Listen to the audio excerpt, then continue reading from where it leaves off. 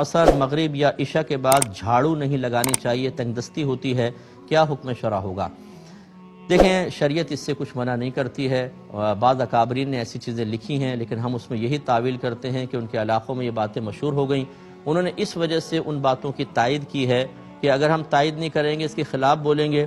تو لوگ کہیں گے چلو ٹھیک ہے پھر تو جھاڑو دینی چاہیے، اور جھاڑو دی اور واقعی تنگ دستی آ گئی تو پھر وہ اکابرین کے بھی خلاف ہوں گے، تعلیم شرع کے بھی خلاف ہوں گے، اور سوچیں گے کہ جو افواہیں ہیں وہ بالکل درست ہیں۔ ایسے لوگوں کے ایمان بچانے کے لیے جن کو ضعیف الاعتقاد کہنا بالکل ٹھیک ہوگا، اکابرین نے بعض نے اس طرح کی چیزیں لکھی ہیں، لیکن صحیح ہے میرے آقا صلی اللہ علیہ وسلم نے ارشاد فرمایا کہ اذا تطیرت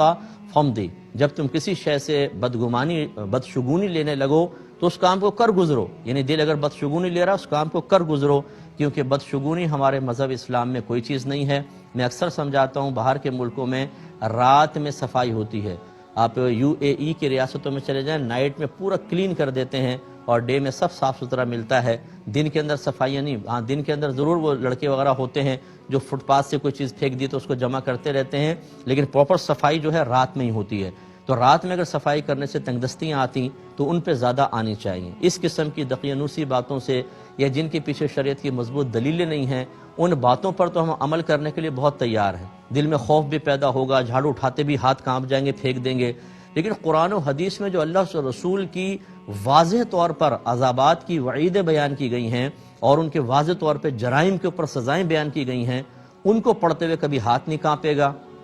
اس کی وجہ سے ہمارا طرز عمل چینج نہیں ہوگا۔ اس کا مطلب ہے کہ ہمارے دل بیمار ہیں، کہ افواہوں کے اثر تو قبول کر رہے ہیں، قرآن و حدیث کے اثر قبول کر کے نہ حرام چھوڑ رہے ہیں، نہ بے عملی چھوڑ رہے ہیں، نہ نمازوں کے پابند ہو رہے ہیں۔ اس لیے اگر کوئی اس کا قائل ہے، میں اس پہ اٹیک نہیں کر رہا ہوں، کوئی برا نہ مانے، لیکن ہم چاہتے ہیں کہ آپ ضعیف الاعتقادی سے قوی الاعتقادی کی طرف آئیں، مضبوط اعتقاد والے بنیں۔ جھاڑو روزی نہیں دیتی ہے، نہ جھاڑو روزی روک سکتی ہے، میرا رب روزی دینے والا ہے اور میرا رب چاہے تو روزی رکتی ہے، اس لیے نائٹ میں جھاڑو دینے میں شرعاً کوئی حرج نہیں ہے۔ بلکہ اگر مہمان آگے گھر سارا گندا پڑا ہوا ہے، اس کا مطلب ہے ایسے پڑے رہنے دو، صبح صفائی کریں،